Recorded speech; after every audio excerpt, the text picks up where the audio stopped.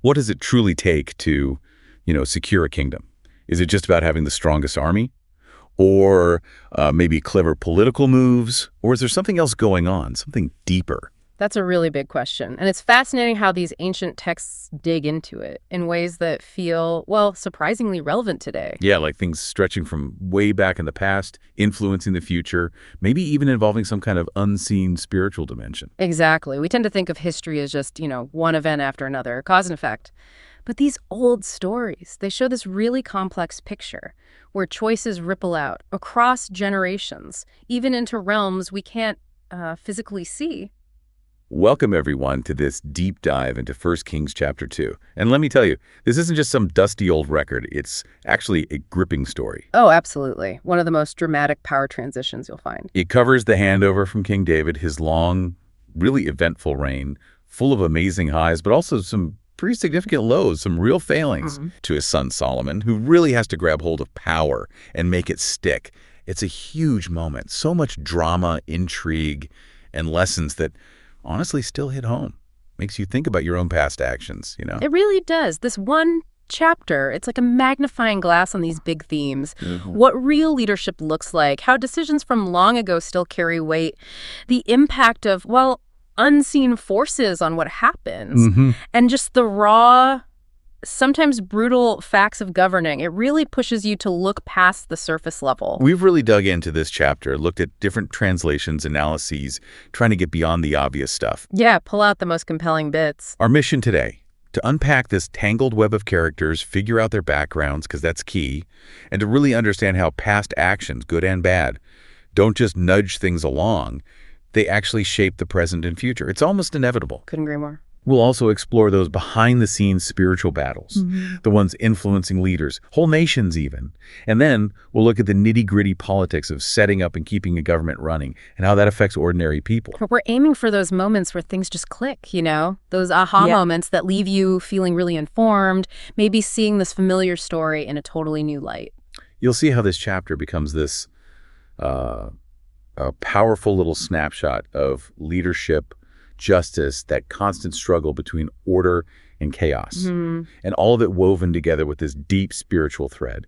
It really shows God's hand at work, even when humans are, well, scheming and making moves. It's fascinating. Okay, so let's unpack this. Picture this. King David, the famous warrior, the poet, the guy described as a man after God's own heart. But now he's old, frail, on his deathbed. He's lived this incredible life, right? Huge victories against all odds. Definitely. But also some major personal mistakes, moral compromises that left, well, stains. Yeah. And as he's lying there, you get the sense he's carrying this weight of unresolved stuff, unfinished business for the kingdom. Yeah. So his last words to Solomon, they're way more than just a father saying goodbye. They're like a critical mission brief, a blueprint for how to lock down the kingdom, and maybe the most striking part, a final reckoning with the past that David himself couldn't quite finish. It's not just symbolic, like passing a crown. He's handing over the throne, sure, but also this incredibly complex set of duties, moral, political, even spiritual obligations. Right. David's final instructions show he really understood what it would take to build real stability, real righteousness, not just for Solomon's immediate rule, but for the long haul, for the whole nation to flourish, for that divine promise, that covenant to continue. Which brings us right to the legacy and the charge, King David's final instructions. The scene itself, it's just so potent. A dying king giving his last commands. And what's really interesting is this isn't just fatherly advice, though you feel that too. It's a strategic plan, a spiritual mandate, really, for the future of Israel, like a founding document for the new reign. And absolutely central to David's message is the spiritual foundation he demands for Solomon's rule. He tells him, "Be strong, therefore, and show yourself a man." Okay, what does that really mean, show yourself a man? Well, in that time and place, it meant showing strength, courage, decisive leadership. But David takes it further. He immediately links that strength and success to obeying God's law. Keep the charge of the Lord your God, walk in his ways, keep his statutes, and so on, as written in the law of Moses. So you can prosper in everything. Exactly. It's not just a nice religious idea. It's the core principle. God's blessing, the nation's prosperity, it's all tied directly to the king being faithful to the covenant. It's foundational. And it's very conditional, isn't it? He reminds Solomon about God's promise to him, to David. Yes, that specific promise. If your children take heed to their way, to walk before me in truth with all their heart and mind and with all their soul, they shall not fail you to have a man on the throne of Israel. Wow. So it's not just about Solomon being successful. It's about the whole dynasty, the long-term stability, the survival of the Davidic line itself. It all hinges on faithfulness to God. Precisely. It's a huge deal, a divine agreement with massive implications, not just for David's kids and grandkids, but for the entire path of salvation history, eventually leading to the Messiah. So the kingdom's very existence, its prosperity, the continuation of this chosen royal family, it's all directly connected to the moral and spiritual character of the leaders, generation after generation. It sets an incredibly high standard for Solomon right from the start. It underlines that being king isn't just politics, it's a sacred trust. It demands constant attention to your own spiritual walk and even thinking about future generations. And then David shifts gears. He gets into what we might call his unfinished business, specific direct orders. And these aren't just, personal grudges from a dying man. Yeah. That wouldn't fit. These are deep problems, issues David himself either couldn't or maybe chose not to fully deal with during his own reign. And now he's passing this heavy, almost sacred duty to Solomon. He's saying, you need to handle these, because if they're left alone, they could wreck Solomon's new government before it even gets going. Yes, and the very first person he names is Joab, son of Zeruiah. David's issue with Joab goes way back, and it runs deep. Joab was his general, right? Super loyal in battle, won a lot of victories for David. Fiercely loyal, yes.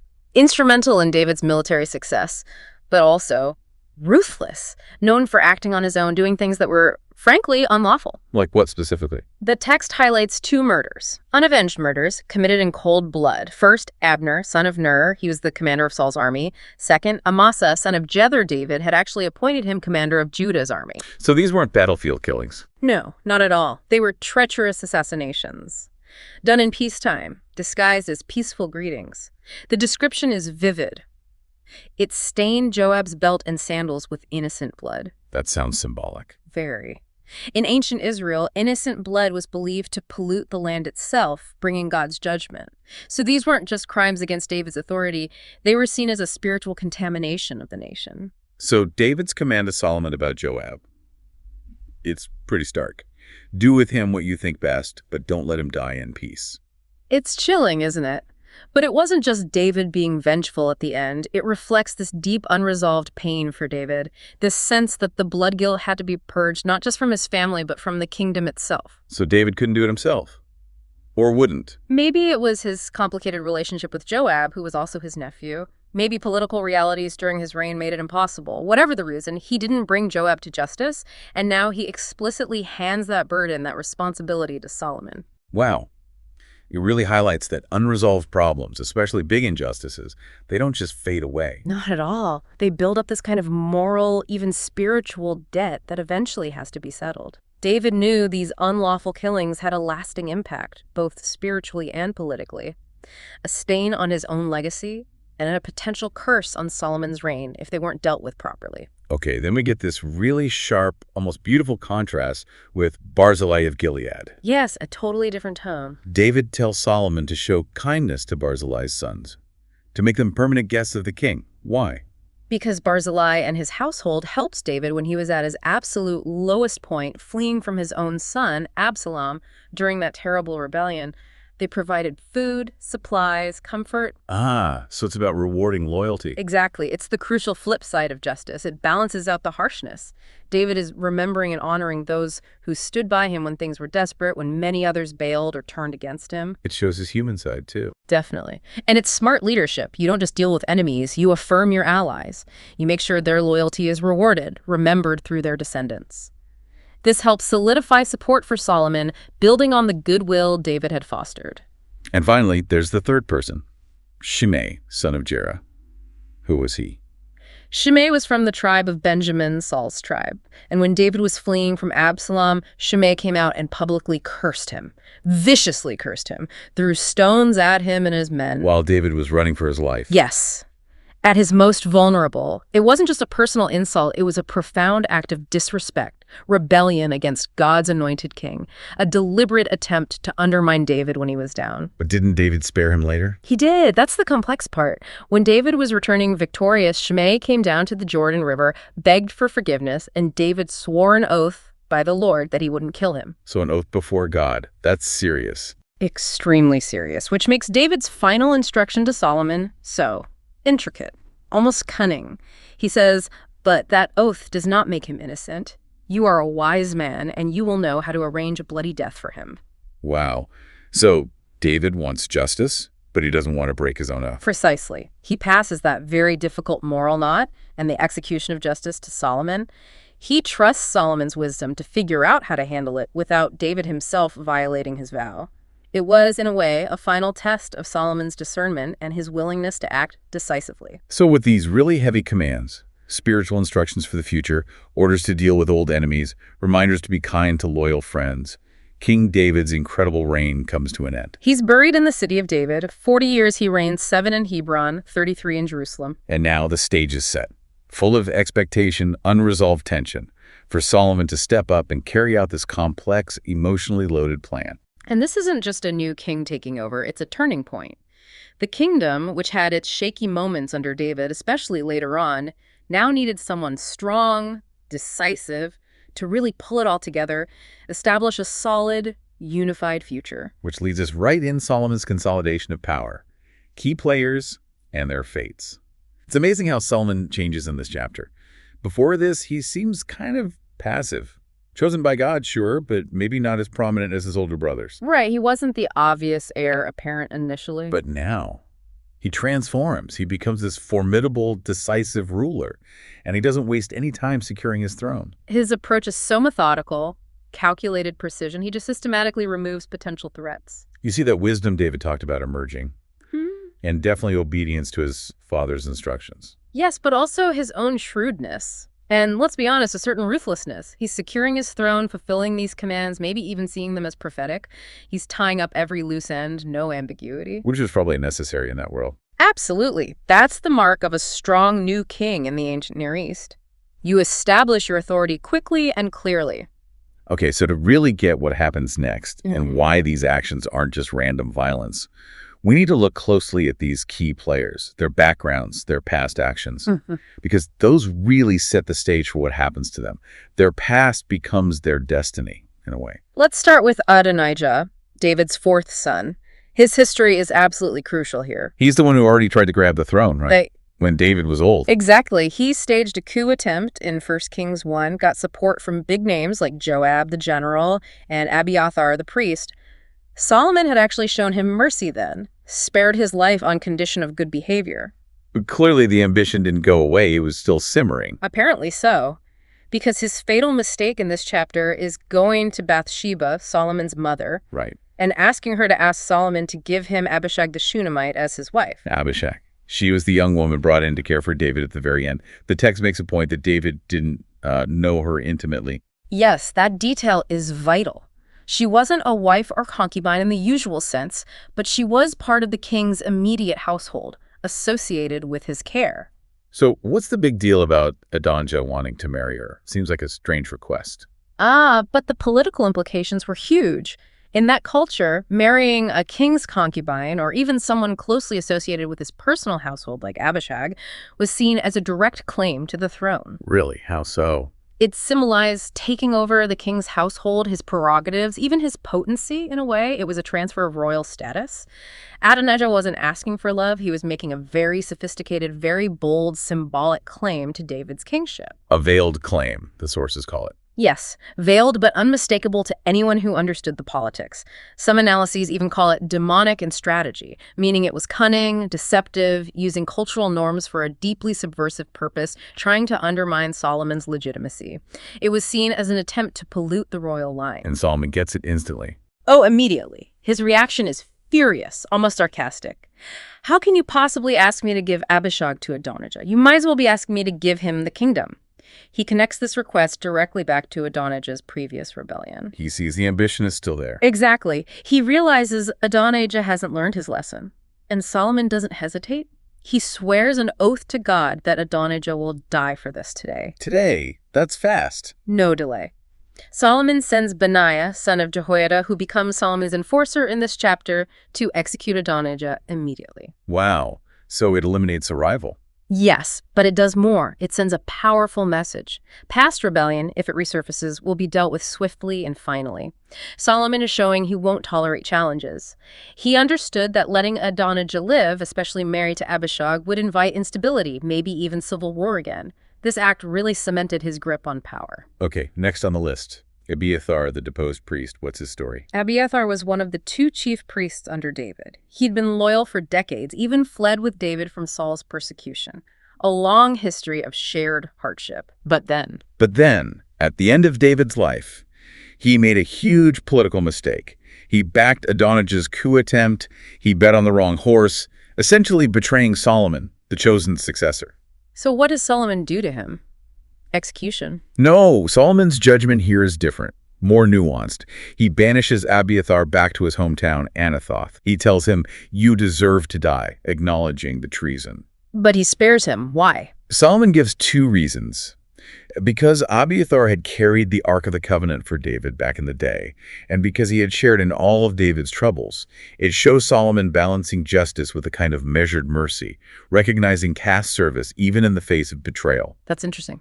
But there's more to it, isn't there? Something of prophecy. Yes, this is absolutely crucial. Abiathar's banishment, his removal from the priesthood, directly fulfills a specific prophecy God made way back in 1 Samuel chapter 2. Against whose family? Against the family of Eli, the priest at Shiloh. Abiathar was a descendant of Eli. God had declared that Eli's priestly line would be cut off due to their unfaithfulness. They wouldn't serve before him anymore. And Abiathar being banished is the fulfillment of that, generations later. Precisely. It's a stunning example of God's long memory, his sovereignty. He works through human actions, like Solomon's political decision, to bring about his declared will, even across centuries. It shows God is actively involved, orchestrating history to fulfill his word. Abiathar's personal fate becomes part of a much larger divine plan. Incredible. Okay, now for the big one.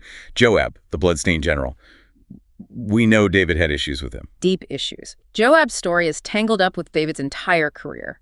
Indispensable general, yes, but also fiercely independent, brutal, acting outside of orders. We mentioned the murders of Abner and Amasa, cold-blooded, treacherous acts that undermined David. And he also backed Adonijah's coup. Yes. Despite his long loyalty to David himself, he sided with Adonijah against Solomon. Probably saw it as his best met for maintaining his own power. Self-interest won out. So when Joab hears Adonijah is dead, He knows he's next.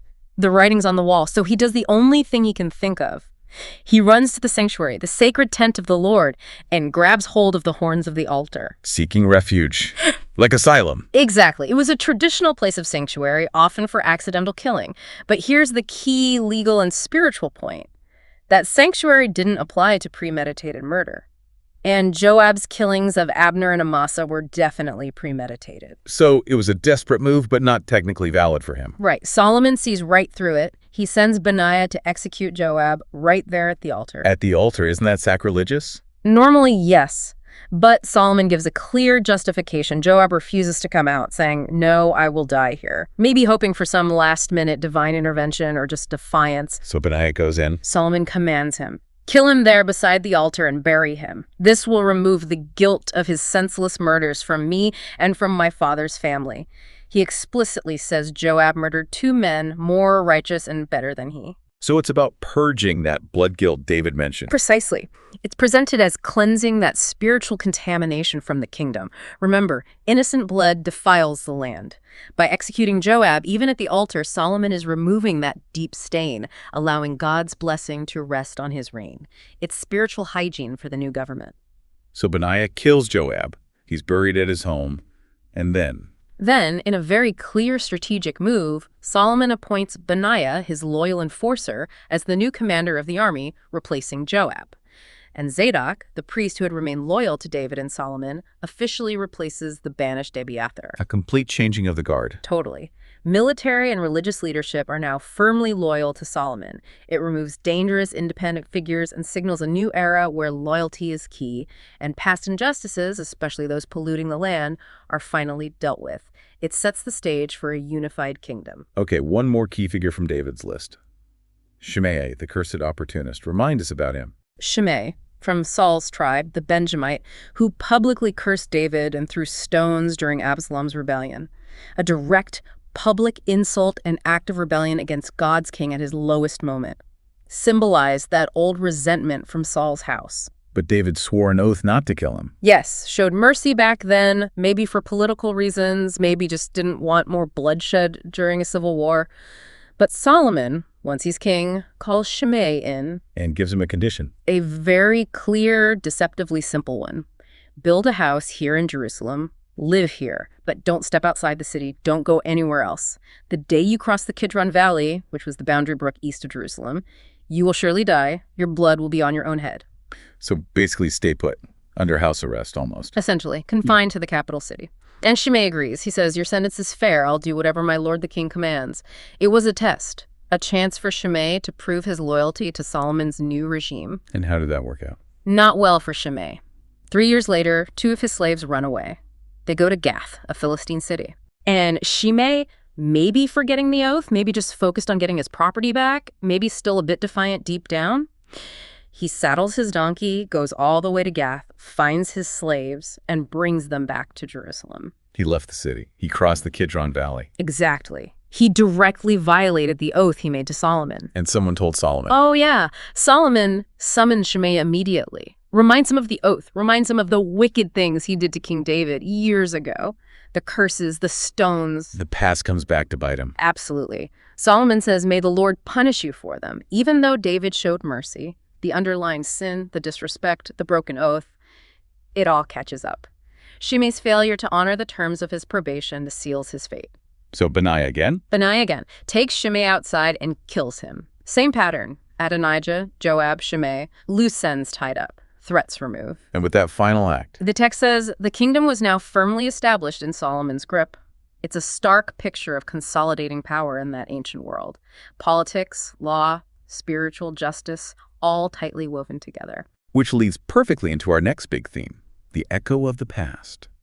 Actions and inescapable consequences. This is where it gets really, really interesting. Mm-hmm. Because 1 Kings 2 isn't just recording events.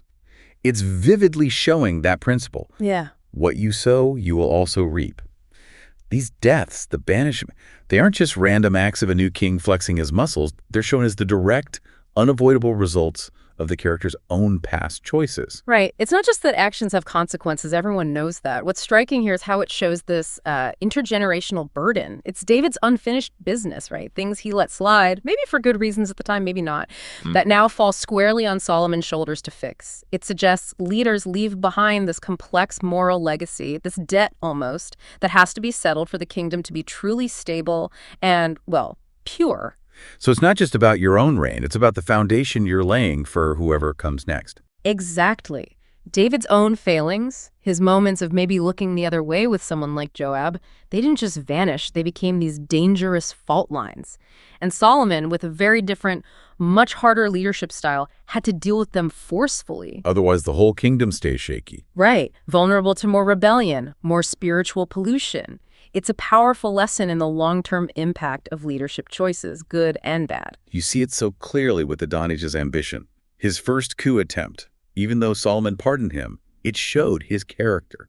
That ambition, that thirst for power, it was still there. Yeah, the pardon didn't change his heart, apparently. So his request for Abishag wasn't out of the blue. It was a continuation of that ambition, a deliberate, calculated move, a provocation Solomon couldn't ignore. The ripple effect is undeniable. His past rebellions set the stage for this final mistake, led straight to his execution. Mercy didn't quench the ambition, it just morphed into a new, sneakier form, and ultimately it killed him.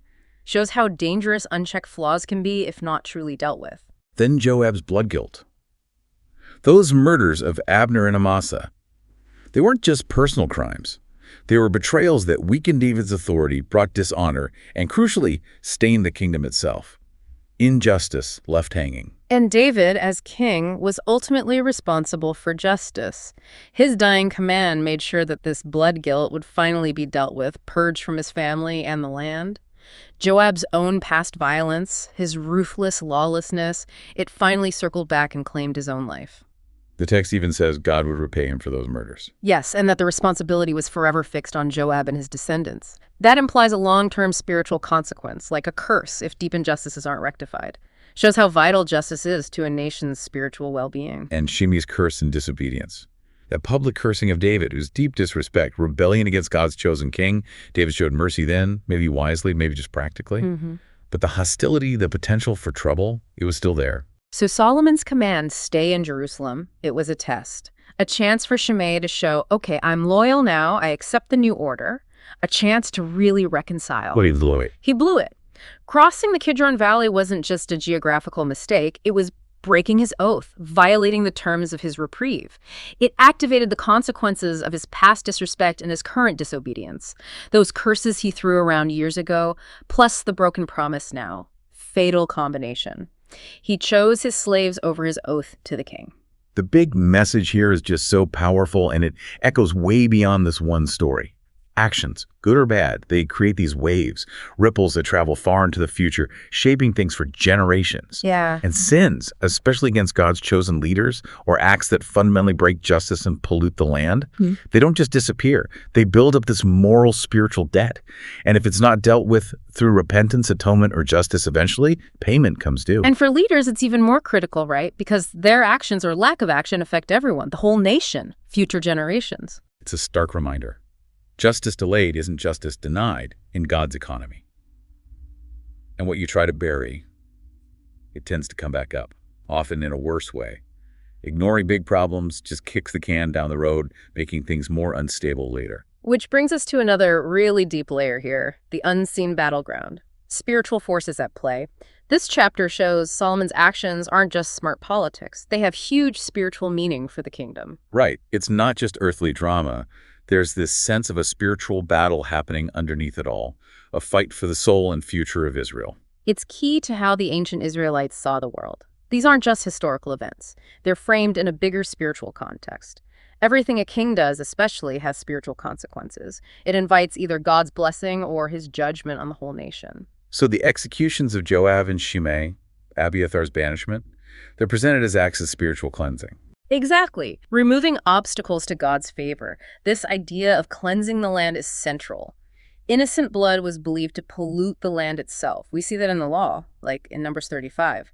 Bloodshed requires atonement, often by the blood of the shedder. So by executing Joab, Solomon isn't just punishing a killer, he's purifying the land. Yes. Purging that defilement from David's house, from the whole kingdom, so God's blessing can flow freely. It's more than just legal justice. It's like spiritual sanitation. Removing a cancer that could bring divine judgment, maybe drought, famine, defeat. It's about aligning the earthly kingdom with heavenly order. Precisely. Removing those who defied God's anointed David, or his chosen successor, Solomon, is shown as purifying the nation, removing spiritual blockages to blessing. And then there's the fulfillment of prophecy angle again with Abiathar. Right. His banishment isn't just politics. It's the direct fulfillment of that ancient prophecy against Eli's family from 1 Samuel 2. Yeah. God said Eli's line would lose the priesthood because they were unfaithful. And boom, generations later it happens through Solomon's decision. It shows God's incredibly long memory, his sovereignty. He uses human actions, even when the humans might not realize the full prophetic picture, to bring his own declared will to pass. It proves his word is reliable, his plans unfold over centuries. He's actively orchestrating history. Which connects deeply to maintaining the covenant line, right? Because the core spiritual fight here, under everything else, is about that promise to David, the lineage leading to the Messiah. Absolutely. Adonijah's rebellion, especially that move with Abishag, it wasn't just a power play. It was a direct threat to God's chosen line. When sources call it demonic in strategy, they mean it was incredibly cunning, deceptive, using culture to undermine God's plan. Like a spiritual opposition trying to derail the messianic promise. Exactly, trying to pollute or divert the lineage. But God's providence, working through Solomon's decisive actions, ensures that line stays pure, stays on track. It's a critical part of God's big redemption story. God is actively protecting his covenant. And Solomon's wisdom plays a role here too. That famous wisdom is already showing up. Yes, you see divine wisdom in action. His ability to see through Adonijah's scheme, to act decisively against these threats, to handle David's complex instructions, it suggests more than just human cleverness. It points to that divine anointing, that discernment God promised him. So the spiritual help isn't always flashy miracles. It can be God giving leaders insight, courage, The right strategy at the right moment. That's often how it works. Very practical guidance for righteous governing. And we can't forget the weight of oaths and curses. This chapter really hammers that home. Oh, definitely. Oaths like David's to Shammai or Solomon's condition for Shammai, these weren't just promises. In that world, they were sacred vows made before God. Breaking them had real spiritual consequences. And curses, too, like Shammai's against David. And the blood guilt on Joab. These weren't just angry words or past crimes. They were believed to carry spiritual power that played out physically. Joab grabbing the altar horns shows he knew the power of sanctuary. But it also shows there are limits. You can't hide behind religion to escape justice for deliberate, premeditated evil like shedding innocent blood. Divine justice eventually finds you. You can't game the system, basically. And finally, on the spiritual side, all these decisions by the characters, they come from inside, right? Their fears, ambitions, loyalties, or lack of loyalty. Yeah, it reminds us that the mind, the heart, that's a key battleground in spiritual warfare. Your inner state drives your outward actions and shapes your destiny. It's amazing how the unseen inner world directly impacts the visible political world and decides who lives and who dies. A seamless link. That leads perfectly into our final section, political and leadership aspects, the foundations of a kingdom. Looking at this purely from an earthly political angle, especially in the ancient Near East, Solomon's moves in 1 Kings 2, masterclass in consolidating power. Ruthless maybe, but effective. Absolutely. Textbook securing the throne, Adonijah's death, eliminates the main rival claimant from David's own family. No more dynastic squabbles from that quarter. Joab's execution. Removes a powerful, independent general, someone who acted on his own, carried blood guilt, and backed the wrong guy. Can't have that kind of loose cannon. Abiathar's banishment. Neutralizes a top religious leader who supported the rival. Ensures the priesthood is loyal. And Shimei's death. Removes that lingering symbol of opposition from the old regime, the House of Saul. Cleans the slate. This kind of systematic removal of threats. Brutal, yes. But common, even seen as necessary for new kings back then to establish undisputed rule. Leave no openings for future trouble. And it ties into establishing justice. David told Solomon to act wisely, ensure justice. So Solomon's actions, harsh as they seem to us. Right, and they are harsh by modern standards. They're presented in the text as necessary. Necessary to cleanse the kingdom of old injustices, build a righteous foundation. It reflects that ancient view. A king's main job is upholding justice, maintaining order, cosmic and social. Even if justice is delayed, it has to happen eventually. Correcting imbalances, settling moral debts, purging that spiritual pollution. It was all seen as vital statecraft for the kingdom's health and survival. The idea was real peace only comes from a just foundation, however tough that justice looks. And what about the impact on regular people, government, and its effect on people? All this high-level maneuvering, how did it affect them? Well, the stability Solomon achieved by acting so decisively, that would have been huge for the average person. A secure throne means peace, order. The king can actually focus on governing, building things, encouraging trade, promoting people's well-being. Instead of constant infighting and instability. Exactly. And an insecure throne, that usually means civil unrest, corruption, law breaking down. So Solomon's consolidation, tough as it was on individuals like Joab or Shimei, it ultimately created the conditions for Israel's golden age. Peace, prosperity, national flourishing. It stopped the internal bleeding, basically. It's a powerful argument for decisive leadership, seen through that ancient lens. Okay, now let's dig into this idea of how governments themselves can be influenced by forces beyond just human plans, the influence of God and the devil on government. This really gets to the heart of the deep dive. On one side, you have divine influence. It's explicit in the text. God's hand is in Solomon's rise, his wisdom. David's charge is rooted in God's covenant promises. Solomon's actions, especially the purging, are framed as fulfilling divine justice, preparing for a righteous reign God can bless. So God guides leaders toward justice, order, the people's welfare, aligning government with his principles. That's the ideal presented. The Bible consistently affirms God's ultimate authority over governments, that he establishes them for his purposes, even if sometimes those purposes involve actions that seem brutal to us. Okay, so Solomon is, in a sense, acting as God's agent, fulfilling a divine mandate. But what about the other side? Adversarial influence, the devil, or spiritual forces working against God's plan. Absolutely. They're always trying to destabilize, corrupt, undermine righteous leadership. Adonijah's raw ambition, Joab's ruthless self-interest, Shimei's rebellious spirit. You can see these as human failings, yes, but also as openings exploited by adversarial forces. So. By using those weaknesses to sow discord, promote chaos, stop God's plan, the spiritual battle often plays out through human choices, tempting leaders toward tyranny, injustice, power grabs, tempting subjects toward rebellion against good rule. So governments constantly face this choice. Are we working for God's order, or are we accidentally helping evil schemes? That's the underlying tension. Leaders need discernment. The political world isn't just human strategy. It's a battleground for these unseen forces. Which brings us to the leadership lessons from this chapter. What can we take away? Well, it clearly shows that effective leadership needs wisdom, yes, but also decisiveness and accountability. Solomon's swift justice, compared to David's maybe putting things off, it suggests unresolved issues really can weaken a government over time. So ignoring problems doesn't make them go away. No. A wise leader knows when to show grace, but also when to enforce judgment. They have to deal with threats, obvious ones and hidden ones, with both insight and courage. It's a reminder for leaders today. Address conflicts, deal with problems head-on, with integrity, thinking about long-term stability, don't let things fester. True strength sometimes means making those tough, unpopular, but necessary calls. Okay, so wrapping this all up, what does 1 Kings chapter 2 really mean for us? Looking back, it's so much more than just a story about who gets the crown. Absolutely. It's this intense, sometimes raw look at a power transition, but packed with these deep spiritual and moral lessons. It shows so vividly how the past echoes, doesn't it? Past actions, ambition, unpunished violence, disrespect, even maybe misplaced mercy, they just keep reverberating into the present, into the future, often with huge life or death consequences. And Solomon's consolidation of power. It's strategic, yes, guided by David's charge, and, the text implies, by God's wisdom. It establishes justice, purifies the kingdom, and that's what lays the foundation for Israel's greatest era. Peace, prosperity. It suggests that a truly blessed nation needs more than just strength. It needs righteousness, spiritual cleanness at its core. This whole deep dive is just such a powerful reminder. Leadership, government, the fate of whole nations. It's not just about human decisions and policies.